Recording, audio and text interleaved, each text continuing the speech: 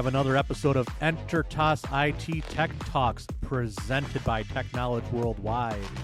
Today it's just Ray and I, and as you can see, that little delay is because my brain's not working today. I don't know if it's I didn't sleep well or if I'm getting sick, but my brain is just not firing correctly today. I don't know about you. I mean, maybe it's Mondays, but I just not feeling it. I need more caffeine to get through this day, so I'm with you. It's been a day. I mean, the reason I'm wearing glasses, I had to go to the eye doctor today, and I was messaging you about it. So I have doctors as clients, and if I'm late, I get in trouble. They get mad at me. This guy's out in the parking lot. My appointment's at 1. He's in the parking lot in his car until 1:20, comes in, has a patient in front of me. I don't go back until like 1:40. I'm like, what the hell? I got things to do, buddy. Come on. It's frustrating. It's all hell. And I mean, I've been trying to get an appointment with him since January. I canceled on him, then he canceled on me, and then I go today. Oh, and we don't have eye insurance right now, so that's fun because Anne Marie's between jobs. So let's pile that on with it all.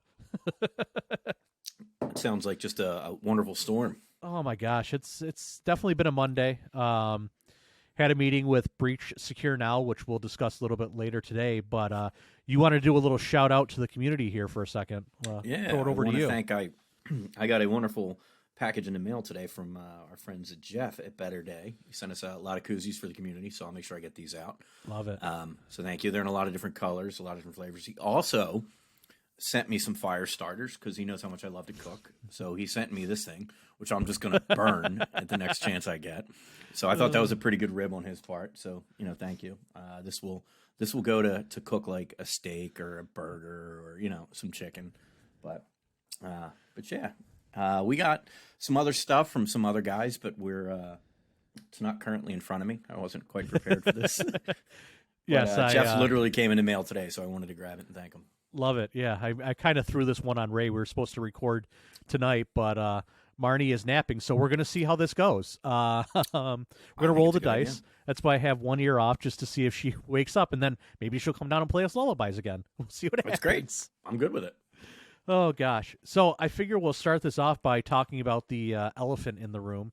So I've made the decision that I'm going to be taking my talents over to Ninja 1.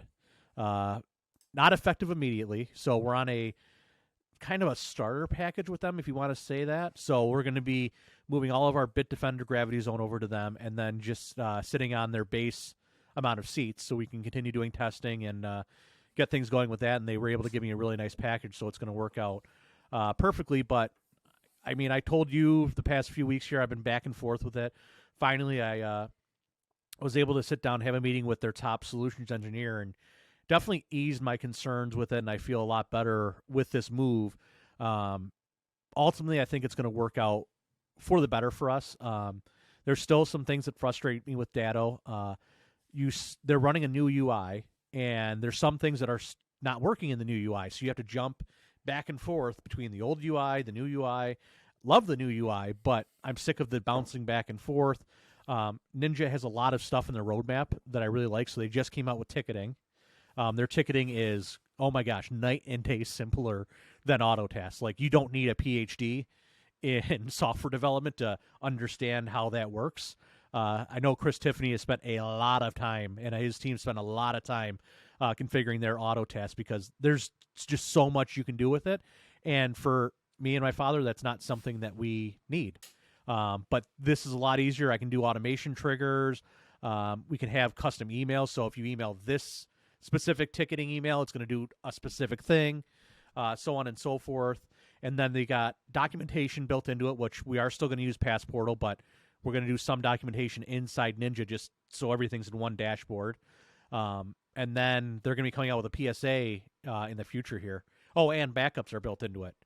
Priced very similar to Datto. So, I mean, it's kind of a no-brainer. I can have everything in one dashboard. It's nice, clean, and easy. I'm very happy with it, with the testing we've done so far. Just the big thing is I got to build out some scripting, which not the end of the world. I mean, what I loved about Datto was you had the community scripts, and they were all there for you to pick on. But after talking to their solutions engineer, they have the same thing. It's just in their community message board, so you have to go and parse the scripts from there, which whatever. It's an extra step, but I don't really mind. The reporting, everybody said the reporting isn't great with them. The reporting I need to do, it's clean, it's easy, I love it. And one thing that I really liked, and I don't know if there's a way to do this with Datto, you can create your customers as end users inside this. So say I have somebody who is my POC at a specific client, so my point of contact over there, and I can give her access to all of the machines or give him all the access to the machines remotely, and say I'm busy, he can jump on and work on them. So I have a car dealership that their marketing guy is kind of the IT guy, has been for 15 years. So I can give him limited visibility to just that specific customer, and he can use Splashtop and remote into machines as needed in case I'm busy or whatever. He doesn't have to jump up and run to a computer anymore. So I really like that feature. And you can even narrow it down to say, okay, Jane, you're going to have access to your computer and not even have to use the VPN anymore. You can just use Splashtop. That's really nice. Yeah. Yeah. I would have liked that feature. I mean, I use Synchro. Yeah. And it's been good for what I do. I don't nearly do the things that you guys do. But I wish I did have that ability to give an end user access to their machine via Splashtop as opposed to the VPN, which is what they use now. Right. Yeah, no, I really, really like that feature. That's going to come in handy here because you have so many customers that are like, oh, I'm on this computer now, I'm on this computer now, I'm on this computer now. And it's just getting to be a bit of a headache. And with a lot of our customers that need QuickBooks, this is going to make things a hell of a lot easier with QuickBooks. Because unlike you, we don't host QuickBooks in the cloud yet. That is something that we've looked at, but we do have a lot of customers that still have QuickBooks on their local machines. Right now, they VPN in and then RDP in. If I can remove one step, that would be beneficial because, as you know, the Meraki VPN client, Windows VPN client that you use for your Meraki sometimes goofs up with Windows updates and will uncheck a box or just, do something stupid. That's really the best way to explain it. You mean it does something very Microsoft? Yes. Yep. 100%. So, I think this is going to work out quite nicely for us. And on the topic of QuickBooks, I'm throwing this at you out of the blue. I didn't even mention this to you. So, in the UK, they're discontinuing desktop? Well, they're supposed to be doing that everywhere. Okay, So, that's what I was wondering. Because I talked to my CPA firm. She's like, I don't know yet. We're hearing rumbles of it. It could happen. But that kind of frustrates me because, one, it's so much more expensive. And they keep raising the rate. I mean, you use online. We're starting to use online. The rate goes up like every other month, it feels like. It does. I mean, here's what I'll say about the online version. It works really well, and I can access it from anywhere. I don't need to manage a server. I don't need to manage clients. From that standpoint, it's really nice. The pain point is, again, that price that keeps going up. They keep adding features, but for my business, I don't need them. So in my opinion, here's the one thing, QuickBooks, if you're listening, since you threw this at me, I wish they had a better. I just wish they had a system to collect credit card payments. So they've got a way that you can do it. It costs me a lot of money, so I stopped using it a long time ago. Yeah. But the one thing that the QuickBooks Online still was never able to figure out was the late fee charge. Mm-hmm. So if a client is net 30 and they don't pay that bill on time, QuickBooks can assess a late fee. Right. But here's the one thing that it can't do.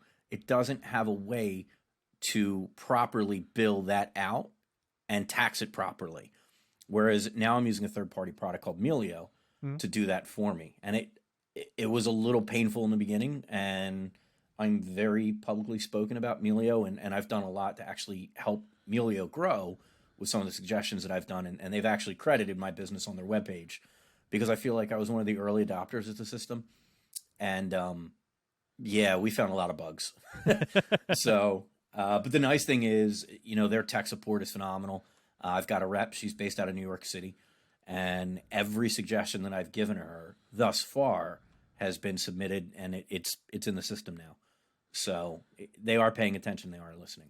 I mean, that's the big thing is having somebody with top-notch support. Yep. Don't really find that so much with whatchamacallit? QuickBooks. Sorry. Intuit. My cell phone is ringing from one of my customers. It is ringing in my head right now because I'm using my Mac, so that confused me there for a second. It does it to me too. I always, in fact, let me make sure. I actually turn my Bluetooth off on my headset or on my phone when we record these podcasts, because the same thing.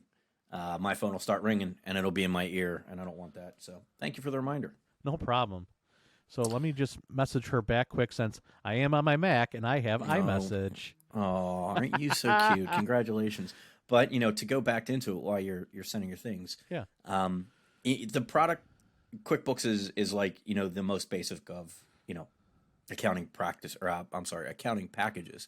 So everybody uses them. And I think they realized with their online platform, they have a way to really monetize that. And I think the reason why that cost is going up is they are getting rid of the desktop version. This is going to be their only product. So it's like, okay, we're no longer going to spend time deving the workstation product. We're going to make sure that now everything is forced online. I will tell you that I have some very unhappy clients that don't want to use the online system because the online system still is not as robust as the desktop version. But at the end of the day, it's like they're kind of forcing you to make a change. So roll with the punches, I guess, right? Yeah. Yeah, no, it's going to be interesting. And I mean, the one thing that scares me, I talked to my CPA firm that I have as a client, and I just go, so how has it gone with you guys doing the migration from desktop to online? She goes, well, we've done it 3 times, and it's gone well 2 of the 3 times. The one time it did not go well, it did not go well. She wouldn't elaborate. She just goes, it did not go well at all. So that's the one thing that makes me nervous is, I mean, a CPA firm that I respect is telling me this could be a bit of a headache. So I really don't want to go down that road, but I know we're getting there. And it'll be good because I still have some clients that are on like 2015, 2016 QuickBooks and refuse to go to it because now desktop is a subscription also. And that's pissing them off. So you can't win. You can't win. And for the businesses that are not growing with the time, so to speak, that their accounting practices haven't changed, it's fine. It's adequate, right? Yeah. But I have a client who is changing the way that their business operates because now they're in multiple states. The version that they had did not allow them to have tax in multiple states. Oh. So they weren't able to show that revenue. Yeah. And I'm like, you have to upgrade. And it's a fight. And they're like, but it won't work. I'm like, I'm with you. I'm an end user as well. But you need to update it because the way your business is growing, you have to change it. No, you have to come up with a better solution for us. I'm like, I'm not into it. I can't. Go to Sage. There's your better solution. Go to Sage. It's the same company though. It's also Intuit. Right. So it's like They've whatever. Really cornered the market. They have. We're just going to put a new name on something else. Speaking of which, Dado. I don't know. Come on. I don't know.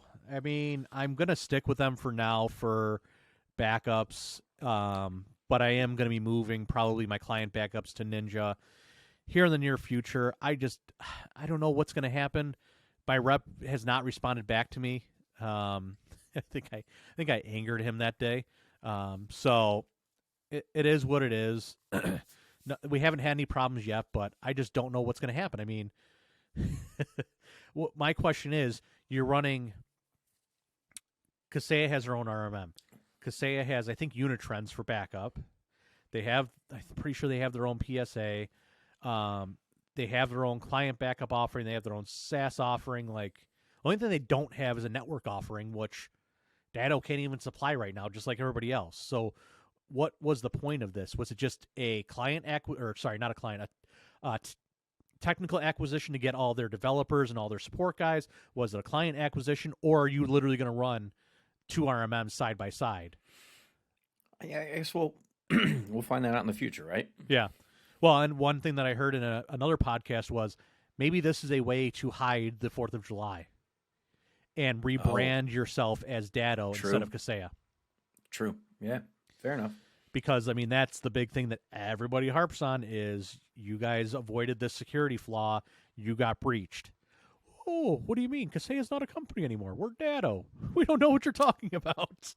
Yeah, so do you guys have Comcast up there, Rochester? No. Oh, God, no. Okay. So obviously they own Philadelphia, right? Like yeah. Comcast has two giant towers in Center City now. A couple years back, maybe you remember, maybe you don't, but again, not being in your area, Comcast rebranded as Xfinity. Yep. Yep. So, and the whole idea was to get away from the customer service nightmare that Comcast still is. So they're like, we're just going to rebrand. We're going to call ourselves Xfinity. Well, that really confused the hell out of people down here. They're like, well, what is Xfinity? And Comcast would be like, oh, it's Comcast. Like, Right. no, Right. it's this new business. Like, it's a new separate tax ID. It's a new entity. So now, 5 years later, Comcast is still the name, but now the Comcast is primarily your business side, so your commercial side, whereas Xfinity is the home product line, and the customer service is still just as awful. So, Well, I mean, HP kind of did a similar thing where they split off both companies, so I think it's HP and then HP Enterprise, if I remember correctly.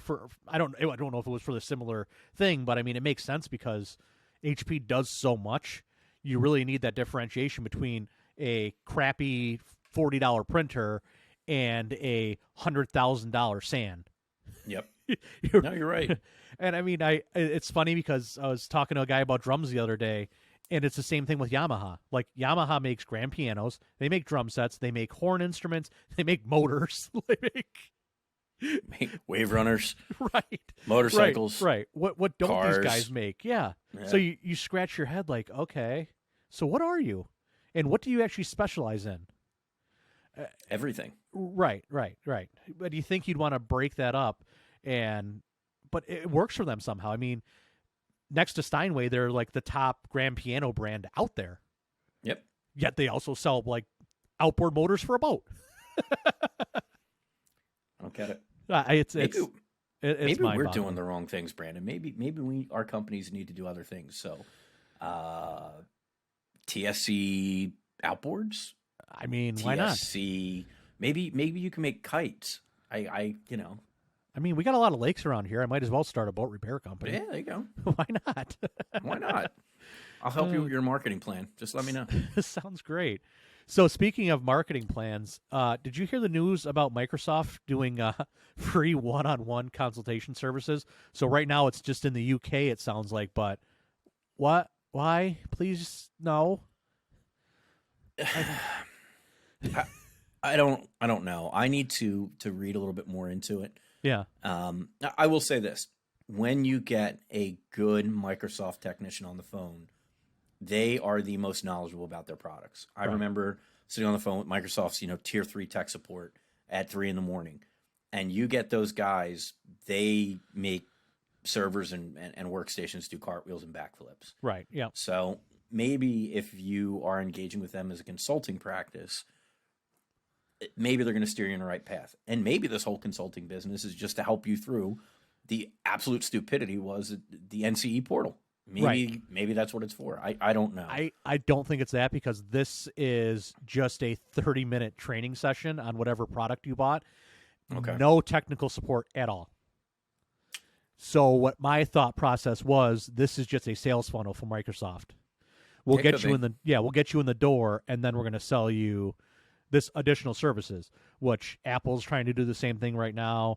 All the big guys are trying to do. I mean, for how many years have we been trying to get crushed by larger corporations that are trying to enter into our space and think they can do it better, when in reality they do it a million times worse? I mean, I went to a medical practice, so they were with a small MSP in town. That small MSP got bought by a national conglomerate, and they hated these guys. So they went back to having a local company. One of the reasons they hated them, they outsourced all level 1 to a foreign country that we already know the name of. So all level 1 was sent out there when these guys are used to calling a local guy in Rochester. Now they're calling tech support in another country, can't speak English. Then it takes forever to get somebody on site. It's just a freaking nightmare. I mean, my big thing and my big selling point, I think you're in the same boat, is selling us and selling our personal touch to these customers. Whether we grow and have employees, that's the one thing I'm going to push, is selling that personal touch. Yeah, that's important. And I try to explain to my clients, new, old, potential clients, that we're integrators, right? So at the end of the day, we're not selling you a Microsoft product. We're not selling you a Cisco product. We're not selling you, you know, a Poet product. Right. We are selling you the integration between those systems to make Yep. sure that they all work seamlessly.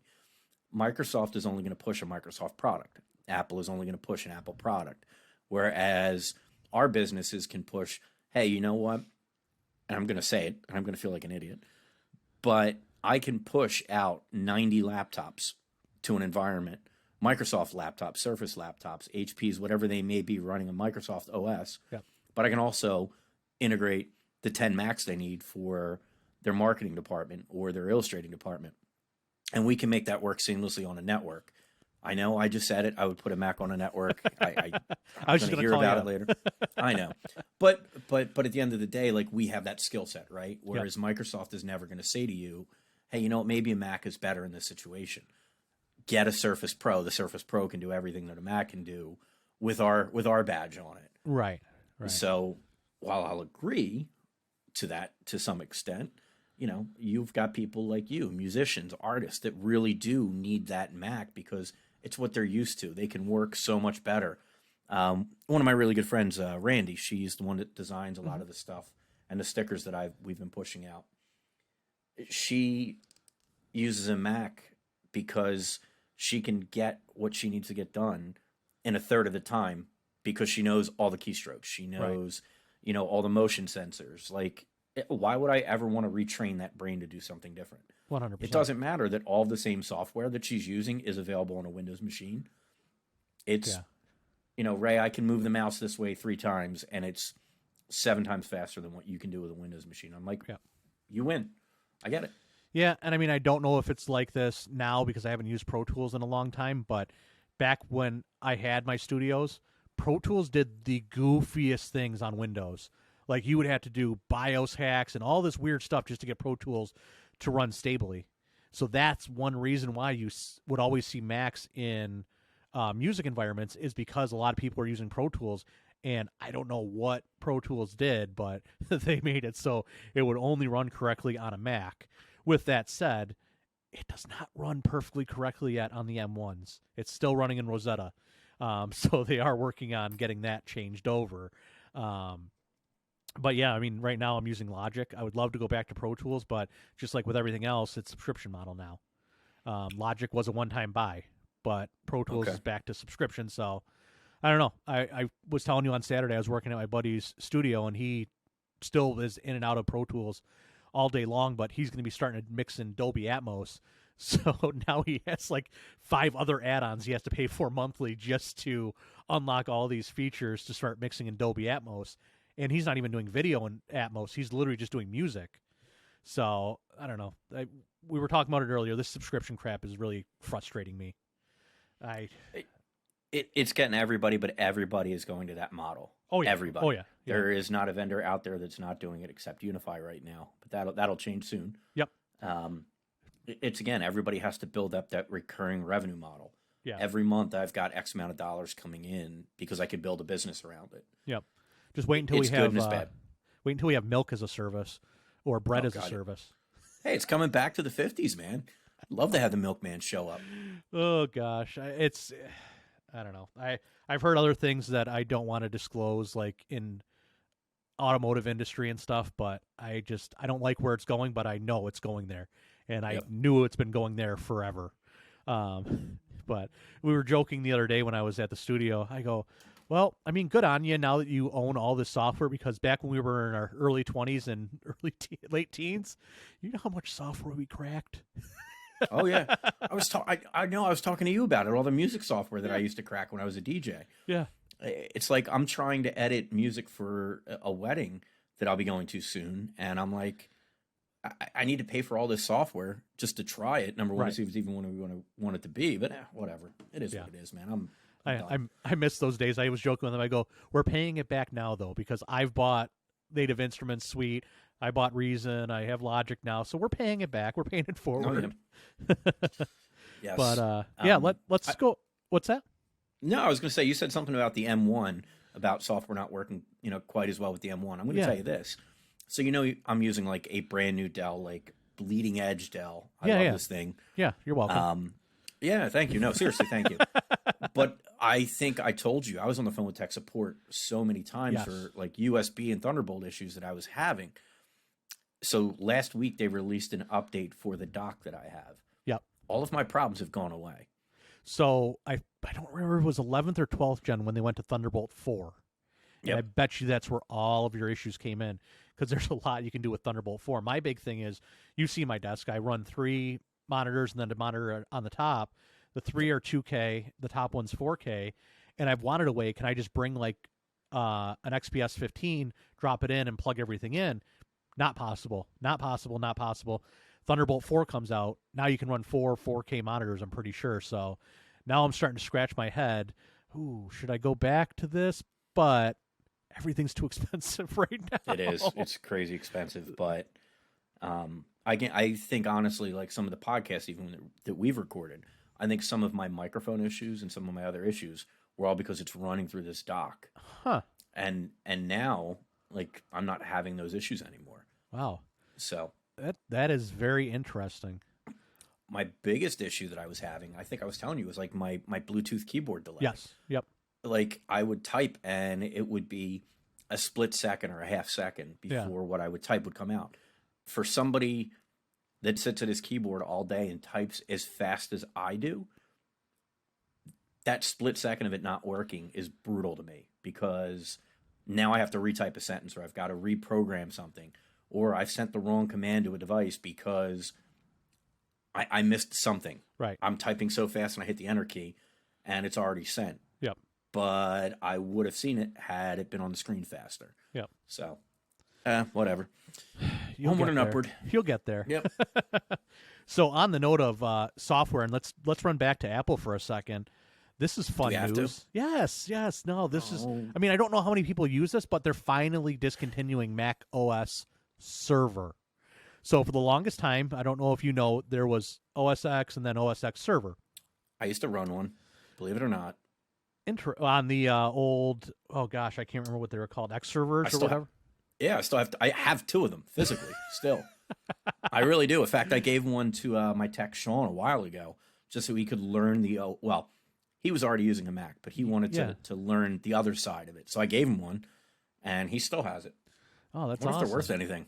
Yeah, but anyway, I mean, continue. at this point, I think they might be, because it went from being its own dedicated operating system to then being an app in the App Store, just like you can go from Windows 10 Home to XP just by downloading something from the store. So then it became an app.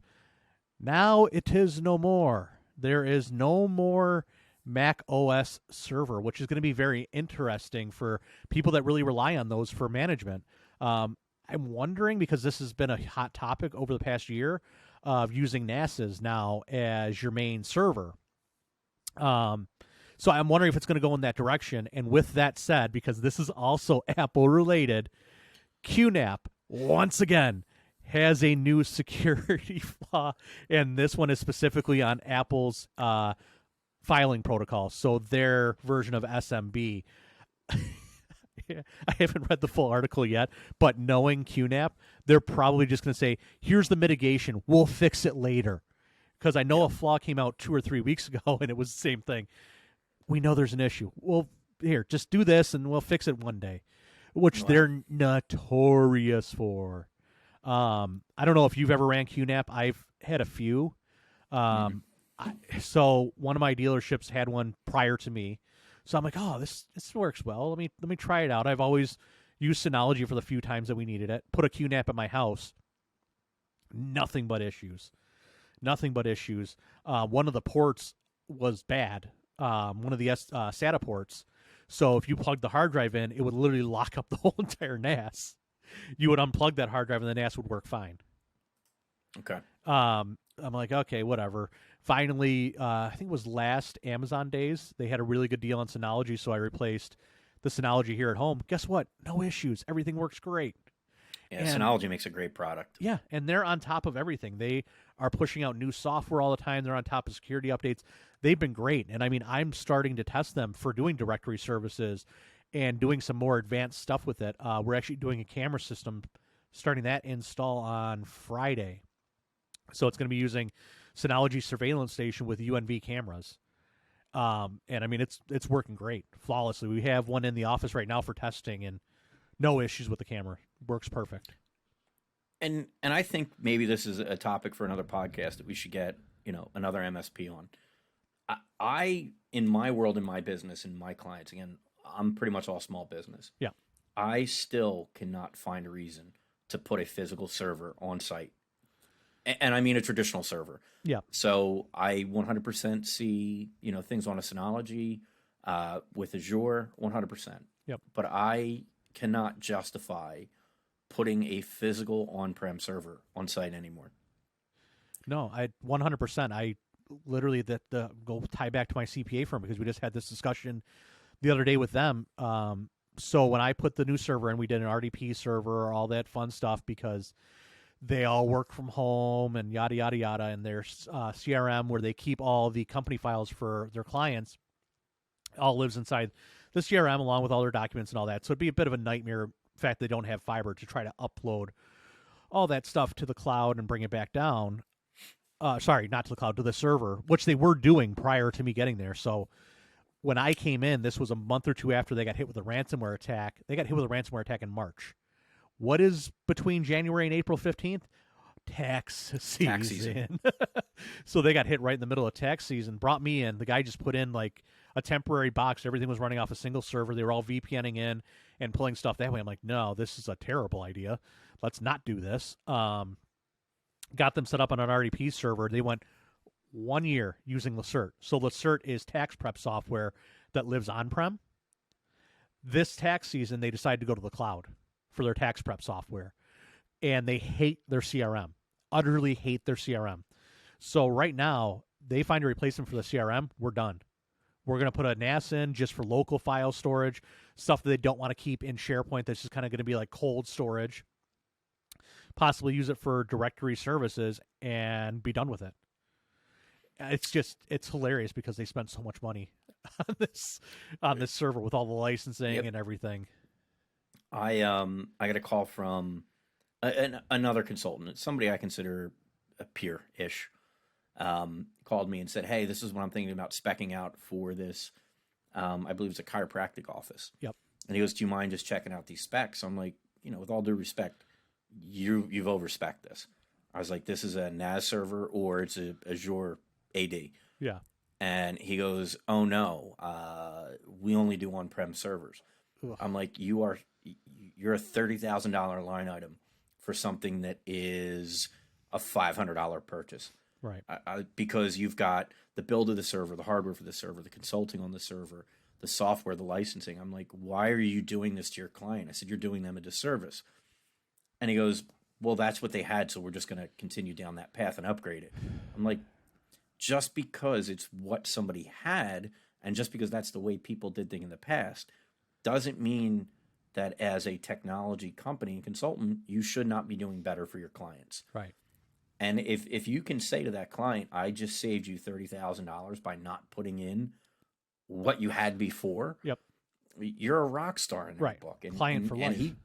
And he just pushed back at me. He's like, no, you don't know what you're talking about. I'm like, okay, well, I can show you my list of 100 clients that I have moved from an on-prem server to fully cloud hosted that have had, knock on wood, 0 issues. Yeah. I'm like, here's my resume. Read it. Yeah. And he's like, nope, you're wrong, but thanks for your help. I mean, you still see that periodically, especially in the, I don't want to say older generation, but guys that are older than us. Their mindset has always been on-prem server, and the cloud has always been this scary thing over here, and they just don't want to deal with it. And when Office 365 initially came out, I'm like, ooh, good. This is going to hurt my business. Like, I can't sell small business servers anymore because everybody's going to try to go to the cloud, and I was trying to sell against it. And the more I thought about it, I'm like, why am I doing this? I don't want to support Exchange. This is, especially outside of small business server, I don't want to deal with this. I don't want to deal with an on-site spam filter. I don't want to deal with maintenance on an Exchange box. I don't want to deal with the licensing, yada, yada, yada. So, I mean, for me, it's been a godsend, and I'm glad that we're moving that direction, and we're starting to slowly look at customers that we can say, bye. maybe right now have 2 customers that we have to have on-prem boxes for because of their line of business software. But everybody else, see ya. I don't want to deal with it. I don't want the headache of it. I don't want the sleepless nights of, especially with 2016, is this update going to work? Because, I mean, 30 minutes to install a freaking update is outrageous. And that's if you're installing 1 month of updates. If you forget to reboot the server and you got the second month, tack on another 15, 20 minutes. Yep. So, yeah, I mean, the more I can get rid of, the happier I am going to be. Yeah, no, same here. I mean, and it's truthfully, we can save clients money because now you also don't have that extra support on that box per month, right? So now I don't have to charge you to maintain a box. I don't have to charge you to back up that box. And you're not buying all this additional licensing just so that you can use the box. Right. It's, again, maybe I'm foolish, but it's been my opinion. Put in something that works, put in something that's solid, that requires little support, and you're going to have a client for life. 100%. Just been my opinion. Yep. No, that's kind of the mindset that we've always been into. I'm Ray Klein, damn it. I approve this message. I'm going to pour myself another iced tea. I still need caffeine here. Oh, gosh. So on that note of, just business and work and clients and all that fun stuff, I'm in the mode of growth concerns at this point. So we're working with a couple companies right now that might want to start using us as an MSP as a service, I think is the best way to explain it. Yeah. And I'm starting to get a little nervous because I'm one person. and yes, I have my father and he can back me up, but I'm really scratching my head of what we need to do. My wife's willing to help, but at the same time, she could go and work and get health insurance, and that's one less headache that we don't have to worry about if she does that. But at the same time, I need help, and I need possibly help quickly, even if it's just on the admin side. Are you asking for my professional advice as somebody who has gone through this, or are you just tossing ideas in the air to see what sticks? No, I mean, I know you just went through this, so I mean, I would love to hear your opinion. I've already had a couple guys reach out to me, so huge shout out to Dave from Ohio Fit. He reached out to me when I posted, like, hey, I'm getting stressed. He goes, whatever you need, I'll help you out. You same way, whatever I need, I'll help you out. But I need to figure out how to get boots on the ground here if it gets to that point too. So, I mean, you recently hired somebody, 6 months ago? Yeah, and one, love Dave. No ifs, ands, buts, or maybes about it. So my business, for anybody listening that doesn't understand, my business, Libertas, is consulting, right? We sell a lot of MSP services, a lot of business systems, a lot of the same things that MSPs do. But my core of my business has always been consulting, right? You're paying me for my knowledge, my expertise, my brain. For the longest time, I was telling people, if you see me on site, I did something wrong. But the reality of it is when you have clients that you build a solution for and you are the architect of that solution, they then want you to put in that solution and support that solution.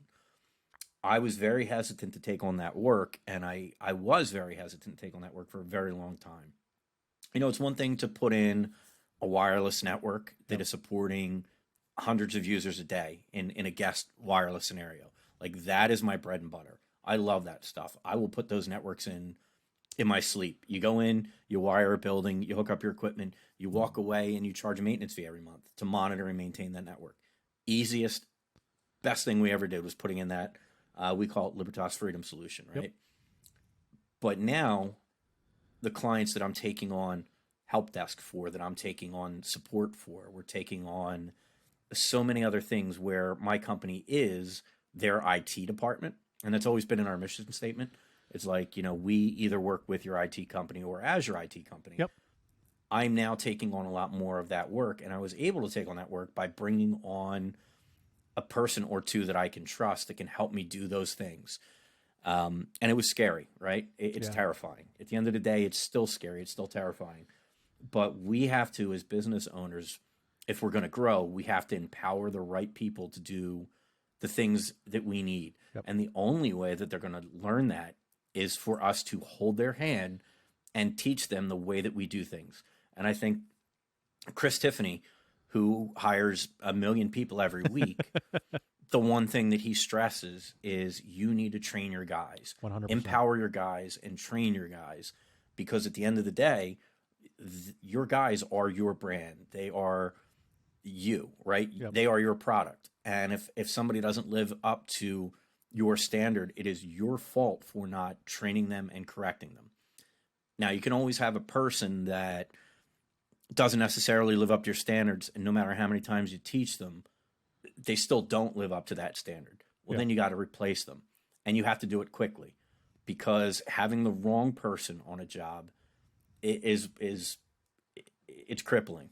Oh yeah, And I will 100% agree with that, because that's happened to me. yeah, and Marco's going through that, and I don't want to air out his dirty laundry, but it's stuff that he talks to our group about. Yeah. And he hired a guy that he thought was going to live up to that standard, and he didn't. So Marco he's been burned before, so he's like, I'm not dealing with this again. He's gone. Right. End of day. Right. He's gone. And you have to be willing to invest that time in somebody, and you have to be willing to invest time in retraining and refocusing. And if you can do that, you're going to find actually that where somebody's salary is always the biggest, scariest thing, right? Because now you're responsible to pay that person. Absolutely. You have to make sure that you are feeding them, and God forbid they have a family. Like, you have to worry about, now you're putting bread on the table for their family, which is terrifying. But the reality of it is Brandon, if you're trying to build a business where you are an MSP as a service and you are now consulting for other MSPs, they're going to generate you a lot of revenue. Oh yeah. And that will help pay for this person. Mm-hmm. But that person that you're going to have is also going to generate you revenue. Right. Because that person is going to be, your avatar out in the building if you train them right. Yep. And it's a big step to take. It's a hard step to take. And my recommendation is 1099s, man. Yeah. Get a good 1099. Keep them as a 1099 because, from a tax standpoint, it's completely different. Right. Right. But if you pay them well and you empower them and you give them the flexibility and freedom to do what they want to do within your organization, they're going to shine for you. Yeah. I mean, I saw it firsthand with my buddy's company. They were growing right around the time that I brought them on to help me wire up a car dealership. And we saw a lot of those same growing pains. So he basically gave me 2 core guys. One of them was new. One of them was a little new. The guy that was a little new, he was there every day, worked his butt off. It was the middle of summer, never complained, never had an issue. And he's now his lead tech. Like, he is running the business for him, where my buddy can just kind of sit back, worry about running the business, worry about compliance, worry about generating new business. And it worked out perfect for him. Then the other guy, who was very new, hated every minute of it. We literally had to put him in the network closet to feed us freaking wire because he didn't want to be in the heat. He wanted to be in the air conditioning. And he would complain because we had to lube up the wire because we were running 100 and something wires. Oh, my hands are so dirty. This is ridiculous. Why are you guys making me do this? Da, da, da, da. I think we were a month in because we couldn't do it like some of the guys in the community. We had to go down, work a couple hours, go back, work on other companies. So this took us a little bit of time, but he finally just threw his hands up and said, I found a new job. I just want to sit on my butt all day. I'm an IT guy. I'm not supposed to be on my feet and walking around. Oh, and that's okay. fine. Cool. That's not the guy you want. Right. Sorry. And being in an MSP is not the job you want, because you're going to get up, you're going to be carrying stuff, you're going to be working hard. You don't just sit at a desk all day. And with budget constraints and all that stuff, I don't even know if that's the thing in any business anymore for an IT guy. You can't just sit at your desk. I don't care if you're a network engineer, a systems engineer, you're getting up and you're doing something. Especially if you're in a smaller team, you're going to have to get out there and you're going to have to do stuff. There's a guy that I follow on YouTube. He is a network engineer for a hospital out in California. I think he's Central California area, so not heavily populated. And it's just him and his boss for the network engineers for the whole entire hospital. They do have a MSP that they do contract out to do configs and all that stuff, but he's out there repatching server racks because they did, the stupid design back in the day where panels here, switches here, and lets waterfall 90-foot cables over to them. Yep. So he's been going through and putting slim lines in everywhere, and he's getting out there and he's working. He's racking new switches and getting out there and working. And it's funny, he went into his storage room where they decommissioned all their hardware, and the help desk guys literally had a stack of probably 200 hard drives that they just were being lazy and didn't want to destroy to send out for recycling. So it's funny seeing that type of stuff. Yeah. I mean, I get it. It's, I don't know. Yeah. I love what I do, and maybe that's me. I mean, I don't love the fact that my business has been 6 to 8 hours a day on the telephone, Right. the last 6 months to 8 months, but that's paying the bills, right? And I love the other side of my business where I'm doing something different every day. Right. One day I'm hanging a wireless access point. The next minute I'm cabling a building. The next day we're splicing fiber. Like, there's so many facets of what we get to do. Yep. And that's the thing that your guy in the closet that didn't understand. We get to do this stuff. Yep. Like, it's a privilege to be able to be on your feet, not sitting at a desk, not sitting in a bunch of boring meetings. Like, you get to do this every day. Like, you get to use your hands. You get to be doing something you love. And unfortunately, it doesn't sound like it was something he loved. No, So, it definitely wasn't. And I think maybe it was for the better because they were wiring up another office on top of mine at night. And he definitely hit a sprinkler head with the lift. Thankfully, it didn't go off. Yeah, that's lucky. And it was pressurized. It did start leaking, but it did not go off because they told me the next day. I'm like, ooh, that could go backwards real quick. Yes, it can. Oh man, yeah. So I mean, yeah, it sounds like you finding the right guy is really what you need to do, and that's what we're trying to figure out now. So, headaches. Oh well. Good problems to have. Yeah. So on the note of headaches, because I've been on the phone just like you all last week looking at new services. Oh man, I am. Don't get me wrong; these sales guys and support engineers have been amazing. I'm just sick of being on the phone. That's all I do, man. So today, I was on the phone with Breach Secure Now. That's a compliance management company that we're starting to work with, which is going to come in handy immensely because just the other day, New York State came out with a new compliance concern that if you're monitoring email, monitoring voice, monitoring network traffic, you have to have a written policy and you have to have it acknowledged that your employees read the policy and agree to the policy, no matter the size of your business. And there's so many companies that I walk into that don't even have a single policy, let alone IT policies. So with Breach Secure Now, one of the nice things that it's going to do is it's going to give them 10 templates if they're non-HIPAA that they can go through and fill out, and there's your security templates.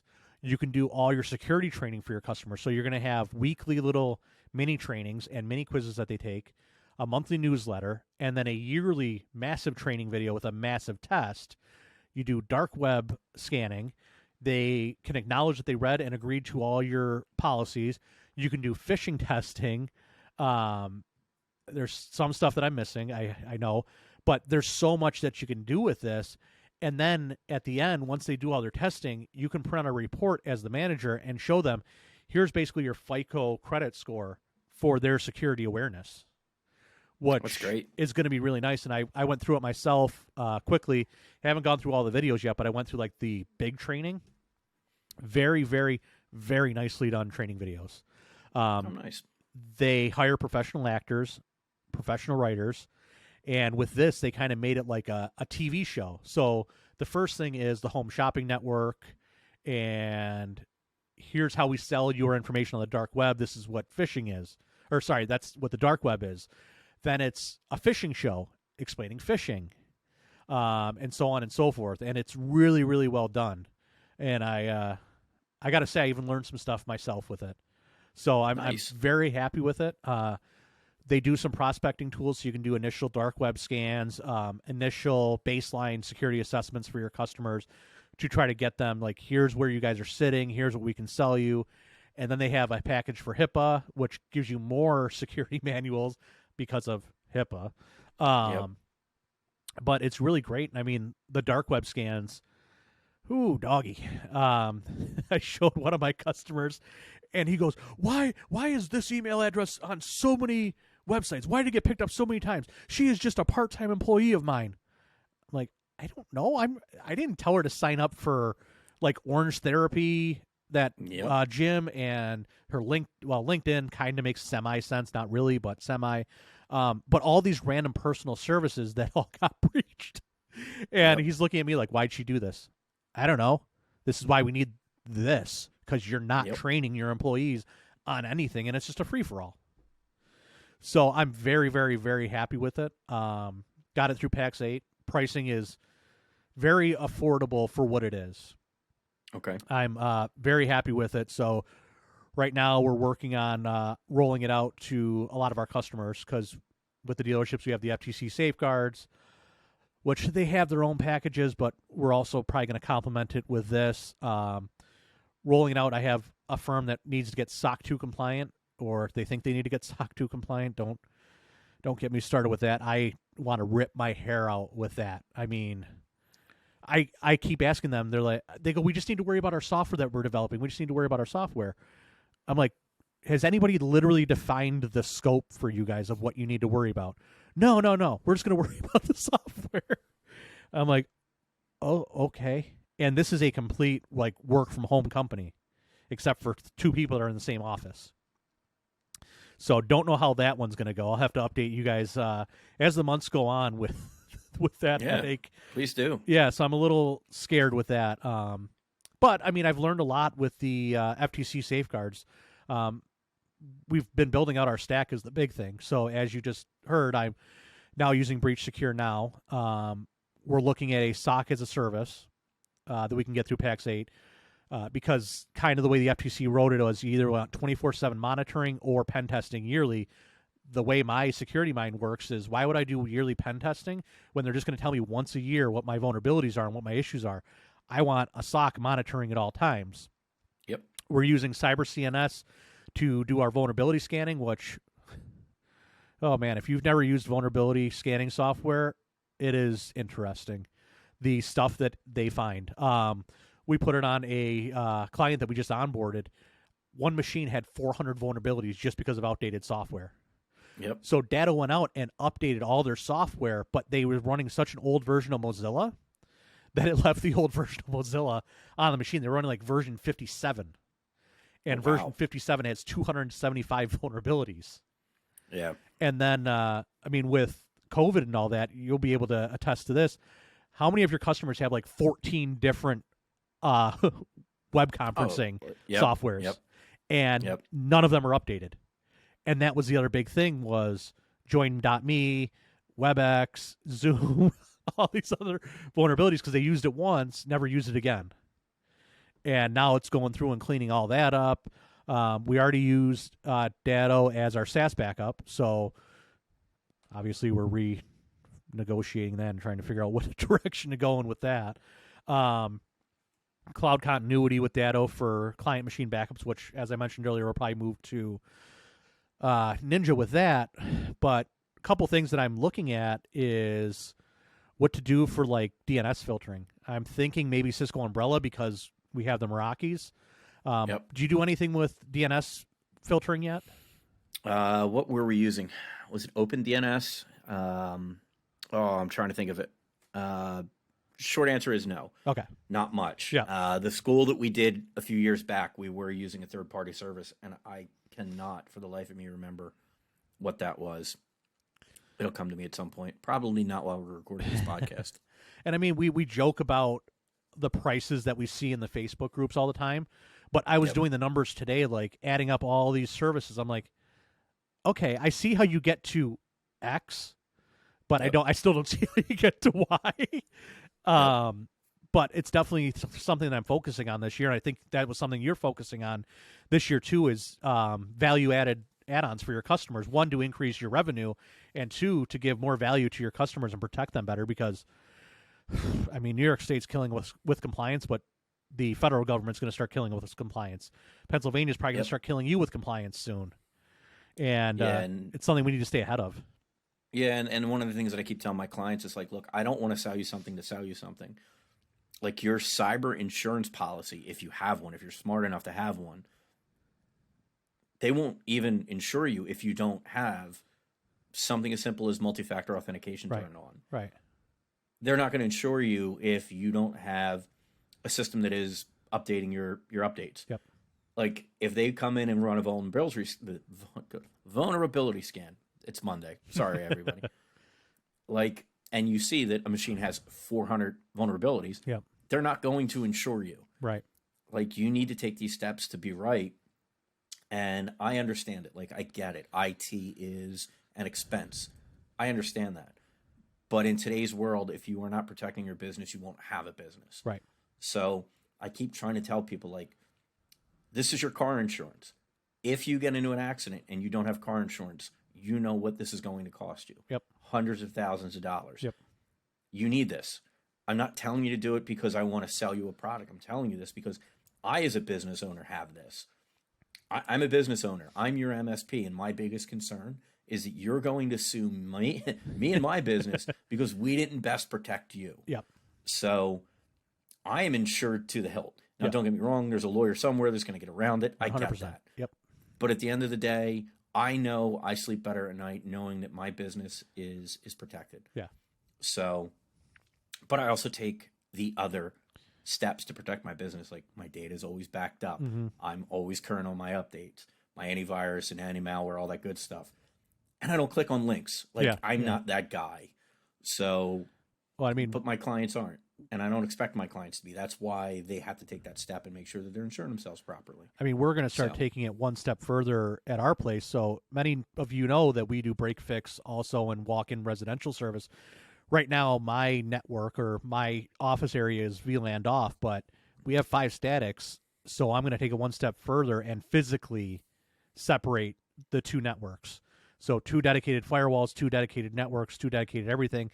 The only thing in my office that will be on that network, maybe it will be my phone. Maybe. I haven't decided yet if I'll get another session border controller in there because Raspberry Pis are impossible to get.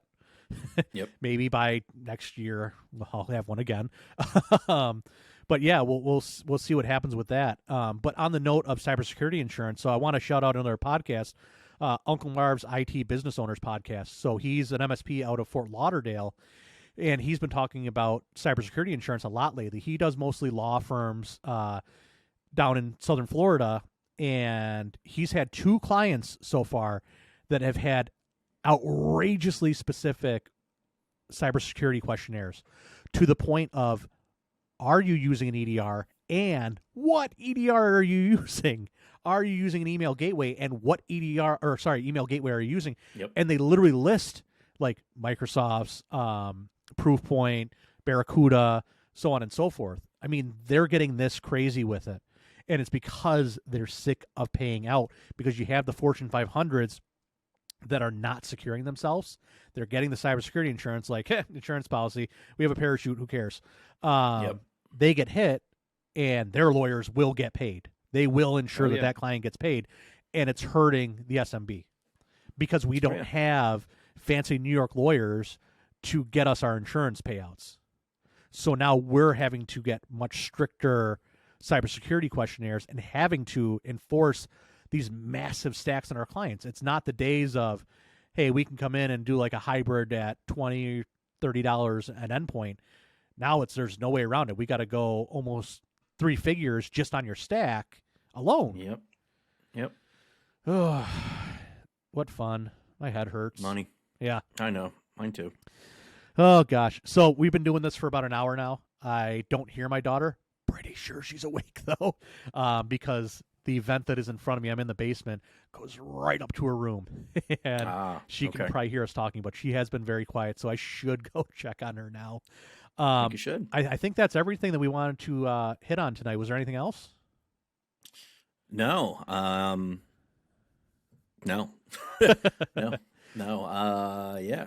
So no, I got nothing, man. So just one programming note. You will be in Florida, the next week or so? Week and a half? Yeah, I'm going. So we're recording this. It's Monday. Yep. I'll probably get this out Tuesday. Yep. Or maybe even tonight, depending upon how things go. Yeah. I'm going to Fort Myers. A little bit of vacation. I got a friend that's getting married this weekend. So I'm going down for that, going down with a couple buddies. And, I'll still be working because You're Who isn't? self-employed. But because I'm self-employed, but at least I'll be working with a beach view. So I'm looking forward to some time off. So I'm being efficient with my time off too. My van is going in the shop tomorrow. Oh, it before is. I leave. Awesome. It's getting rewrapped. So I had a new bumper put on it, and the bumper was painted last week because somebody backed into it and never told me about it.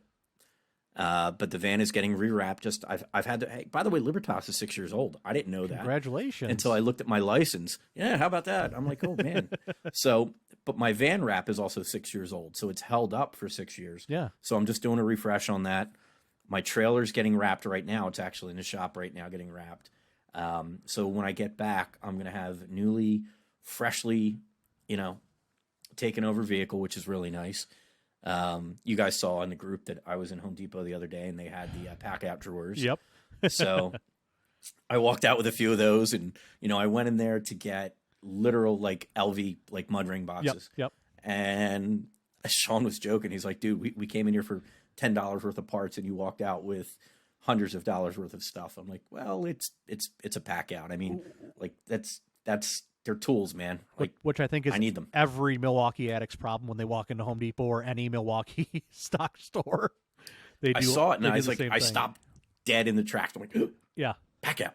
Yay. So for people that might follow you on Instagram at Libertas Ray, I heard there's going to be some Easter eggs on this wrap.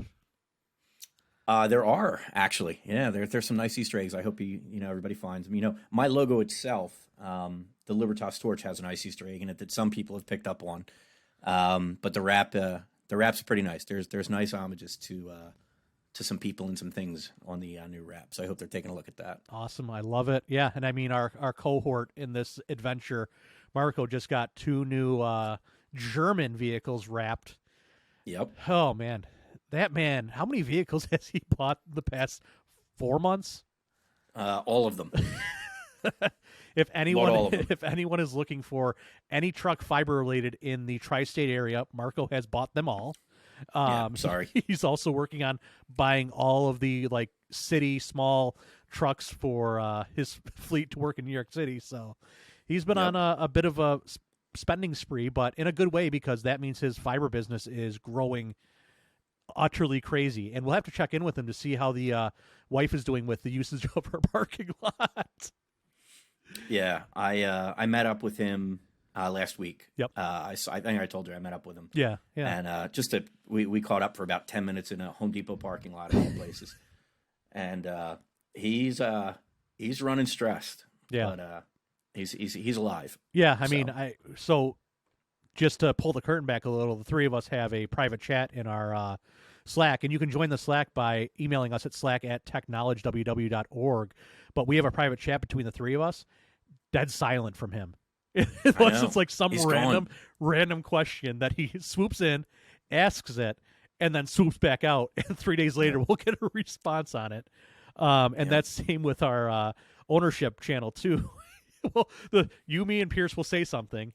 And then either late at night or the next day, we'll get a response from Marco for like 3 or 4 questions up. We're like, oh, hey guys. Okay, cool.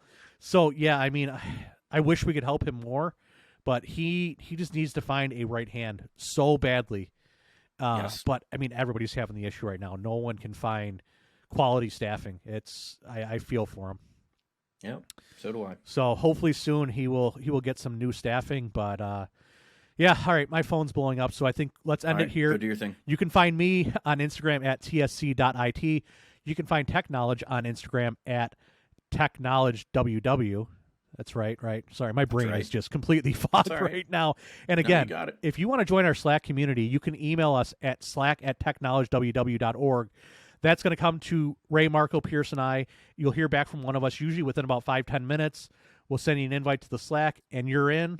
We'll welcome you into the community. It's a great community. It's growing like crazy, and everybody is so heavily engaged in there. I love it.